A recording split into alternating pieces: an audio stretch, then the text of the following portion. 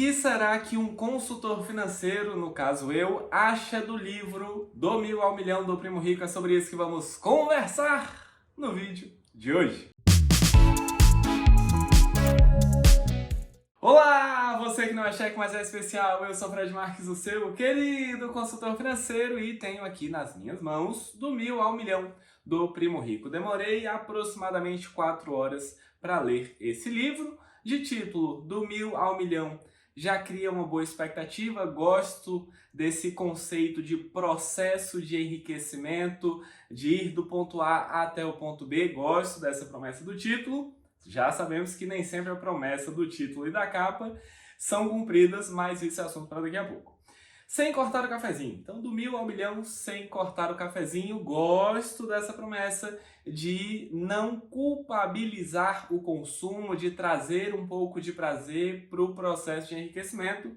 Continuamos gostando. E um tripé aqui, um sustentáculo de discurso de educação financeira, de gastar bem, investir melhor e ganhar mais. Por enquanto, na capa, nada a contestar. Gosto da premissa de processo de enriquecimento, de não cortar o cafezinho e de que para você chegar no seu enriquecimento, você vai precisar passar pelas variáveis de ganho, gasto e investimento. Só não gosto, nesta capa, analisando apenas a capa, essa cara do Primo Rico me dá agonia, gente. Não sei vocês, aqui também é um exercício meio de projeção, um pouco complicado, mas essa carinha me passa uma arrogância, me passa uma presunção que me incomoda muito. Incomoda vocês? Ou sou só eu que sou implicante? Não sei, me passa uma energia, eu não sinto vontade de dar um abraço na pessoa que faz essa cara pra mim e nem sinto vontade de ouvir o que essa pessoa tem a me dizer sobre dinheiro. Prefiro pessoas mais alegres, digamos assim. Como eu falei, o livro é dividido em 3 partes: gastar bem, investir melhor e ganhar mais. A parte de gastar bem, ela começa muito bem, essa parte sobre gastos, dando um exemplo da pessoa que começa na academia, aquela euforia inicial que depois é convertida em um desânimo e desmotivação, e como é importante você ser gradual no seu processo de mudança de hábitos financeiros, que não tente mudar a sua vida, porque isso não vai dar certo. Vá aos poucos, vá lentamente avançando e se desenvolvendo. Aí começa maravilhoso. E aí você pensa, meu Deus, esse livro é interessante, ao contrário do que eu imaginava. Porém, do nada, sem nenhum contexto, está se falando sobre gastos e do nada começa a falar sobre investir e especular e a importância do longo prazo e finanças comportamentais sobre efeito. Começa uma série de pensamentos aleatórios sem nenhum nexo com o fio da meada que foi construído lá na parte de ser gradual. E aí você começa... Só um parênteses aqui. Eu olhei, sem exagero, umas 5 vezes, porque eu li aqui pelo Kindle, eu olhei umas 5 vezes para pensar, será que não está faltando uma parte aqui? Será que o Kindle não trocou a ordem? E não, era aquilo mesmo. Tinha uma parte de investimentos sem a ver com nada, nada a ver com nada, no meio da explicação sobre gastar bem. E aí você pensa, ok, pode ter sido um lapso. Não, a partir daí, o livro ele joga para o ar toda e qualquer possível coesão textual. Aqui fazendo uma crítica um pouco mais literária, independente da parte financeira. Cada parágrafo por si e Deus por todos os parágrafos, porque não tem nenhuma coesão. É um parágrafo sobre investimentos, aí fala de finanças comportamentais, aí fala de imóvel, aí fala de gasto, aí fala de... Não tem uma linha lógica. O livro... Desculpa a sinceridade, mas estou aqui para isso. O livro é muito mal escrito em termos de linha lógica. Isso, inclusive, desgasta bastante, pelo menos eu me senti assim. Você precisa fazer um esforço muito grande para conseguir entender onde é que o autor quer chegar. Nessa mesma seção do livro de Gastar Bem, Primo Rico traz o conceito dele de orçamento. Algumas coisas achei bem pertinentes, outras coisas detestei, para variar. Ele faz uma divisão entre gastos essenciais, não essenciais, investimentos e a verba para torrar. Essa verba para torrar, gostei bastante. É um dinheiro que ele separa para gastar sem culpa, muito alinhado com a minha visão de finanças pessoais. Investimentos, ok, interessante, mas Primo Rico traz aquela maldita máxima da educação financeira estadunidense de gaste 50% com seus gastos essenciais. Sim, Primo Rico traz essa visão, que é uma visão que vem importada da educação financeira dos Estados Unidos, onde o valor do mercado, o valor do carro popular, por exemplo, comparado ao salário mínimo, é completamente diferente do que temos de proporção aqui no Brasil. Então, gastar 50% com essenciais nos Estados Unidos é uma coisa, é uma possibilidade. Aqui no Brasil a história é outra, mas as pessoas insistem em tentar empurrar goela abaixo na realidade do brasileiro essa história de que é para gastar 50% com as essenciais. Eu discordo veementemente disso. Inclusive discordo de percentuaizinhos, formulinhas. Vocês me conhecem, vocês conhecem o seu querido consultor financeiro. Não gosto de percentuais, acho percentuais extremamente arbitrários, extremamente aleatórios. Então não acho que esse é um caminho saudável para você lidar com o seu orçamento. Prefiro que você pense nos seus fixos, nos seus variáveis, estipule o que faz sentido para você, estipule aquilo que é prioridade sem pensar em percentuais. E aí a sua poupança também pense quais são os seus objetivos, defina uma quantia de acordo com os seus objetivos, de acordo com o tamanho, de acordo com o prazo. E aí o percentual é consequência, pode ser 20, pode ser 15, pode ser 17,5, o que importa é o seu objetivo. E aí com isso fechamos a parte sobre gastar bem do livro do Primo Rico. E aí você me pergunta, Fred, meu querido consultor financeiro, mas e a história do cafezinho lá? Onde é que entra a história do cafezinho? Pois é, eu faço a mesma pergunta para você, porque é uma referência minúscula sobre o cafezinho. E, inclusive, apesar de ter o espaço dos 10% ali para torrar no orçamento, a toada, o discurso, nas sutilezas, às vezes diretamente, é sempre de falar do sacrifício que você precisa fazer, das renúncias, de economizar, de não gastar muito. Então, por mais que tenha uma parte do orçamento para gastar sem culpa, ainda assim o discurso é carregado de foco em gastar menos. Então, para quem está começando, não acho um livro bom de investimentos, não acho, sendo muito sincero, fora os elogios que eu fiz no início. Não acho que você vai se apropriar do mercado financeiro, vai visualizar melhor o mercado financeiro. Então, para quem está começando é complicado, mas para quem já tem experiência, um livro rasíssimo, não tem nada de muito interessante sobre teses de investimento, sobre estratégias de investimento. Então, é um livro que ao mesmo tempo não contempla nem o iniciante e nem o experiente. E aí, para fechar o livro, temos uma seção sobre ganhar mais. E aí, você está diante de um dos maiores empreendedores da história recente do Brasil, de um cara que construiu um patrimônio gigantesco através dos seus empreendimentos. E aí, qual é a expectativa que você cria? Esse cara vai dar sacadas brilhantes de venda, de gestão de negócio, de empreendedorismo. E aí, a maior parte do trecho sobre ganhar mais é sobre o quê? Dicas para você que está numa empresa, para você crescer na empresa e ganhar um salário maior. Aí eu vos pergunto, cadê o tal do skin in the game, que o Primo Rico fala toda hora, o pessoal fala, nossa senhora, esse cara é brilhante. Cadê o diabo do skin in the game?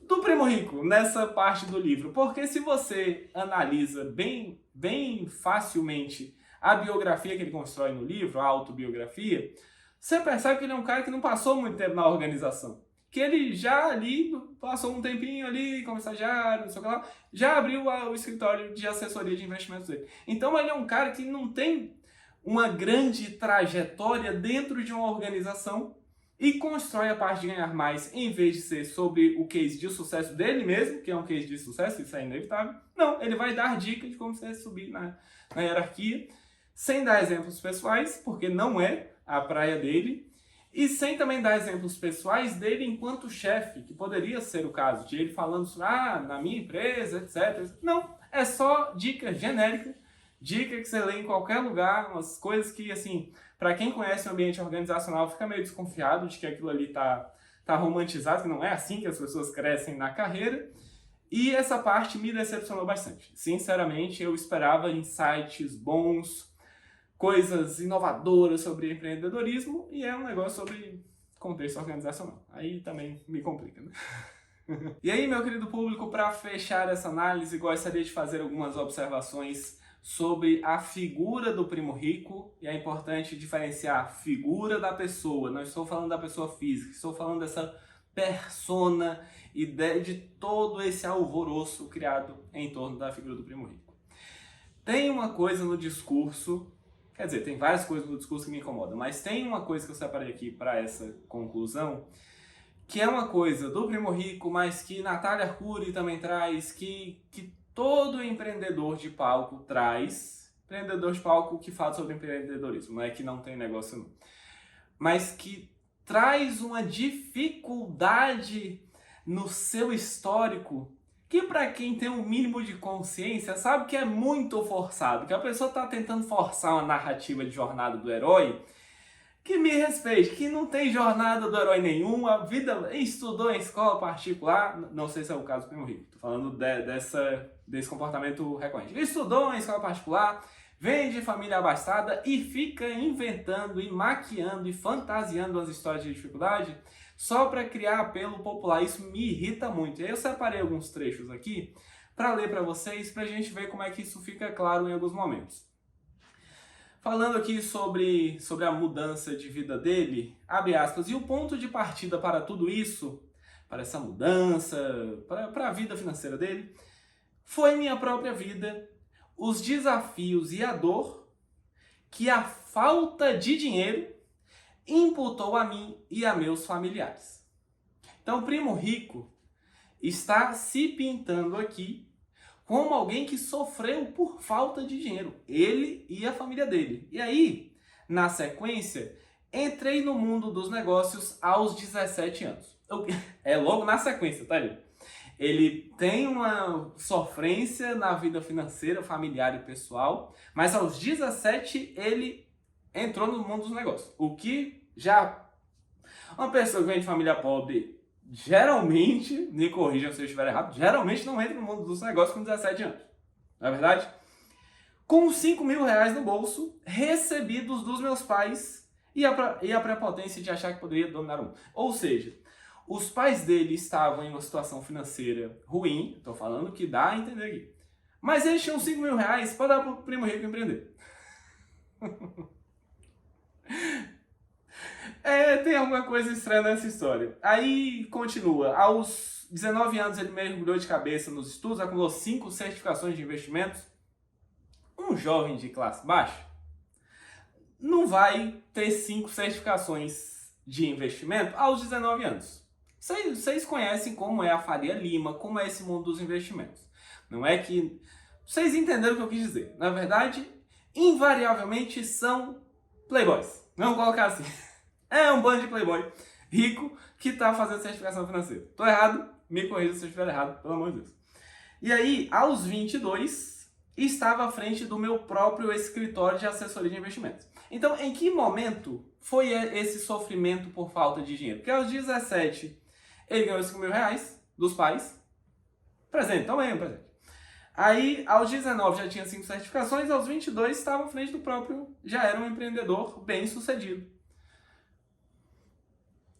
Não sei. Aí, repara. Nada mal para quem poucos anos antes era um estudante universitário sem qualquer relação com a área de economia. Já vai trazer a jornada do herói. E aí pior. E começa a juntar seus primeiros trocados fazendo bicos como garçom. O que eu detesto essa história, vocês não têm ideia. Porque ele era garçom do Outback. E aí vamos no estereótipo mesmo.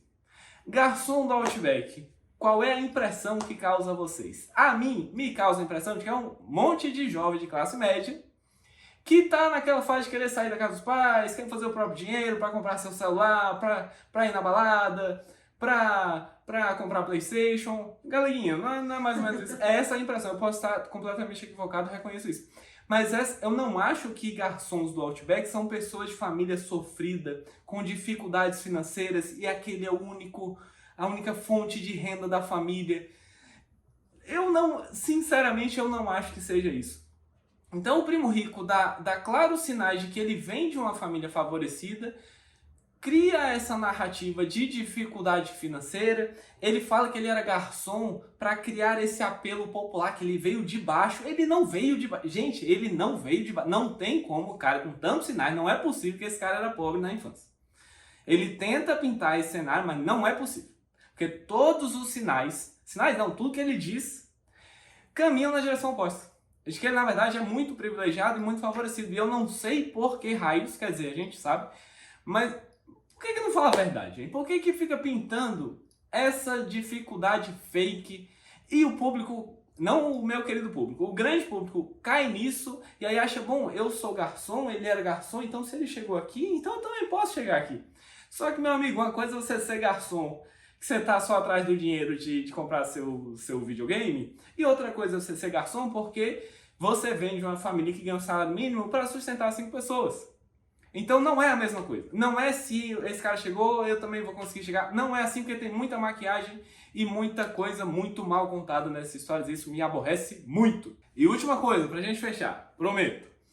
Primo Rico é um empreendedor espetacular. E hoje, nas redes sociais, também por um comportamento humano de psicologia social, as pessoas tendem a associar quem é bom em alguma coisa em ser bom em todas as coisas que a pessoa faz. Então, se ele é um bom empreendedor, logo, ele é um bom investidor.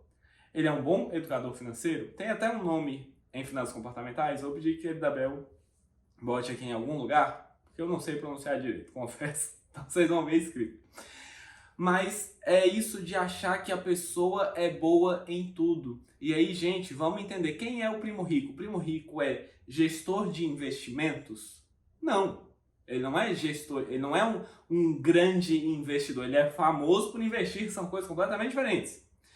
Ele é um grande educador financeiro, no sentido de discurso, de teses de educação financeira?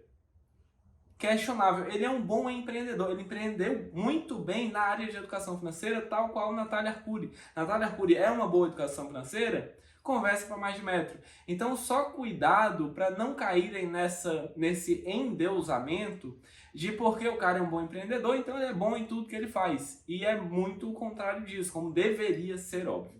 Meu querido público, essas análises envolvem muitas paixões do seu querido consultor financeiro, muitos pensamentos, muitos ideais.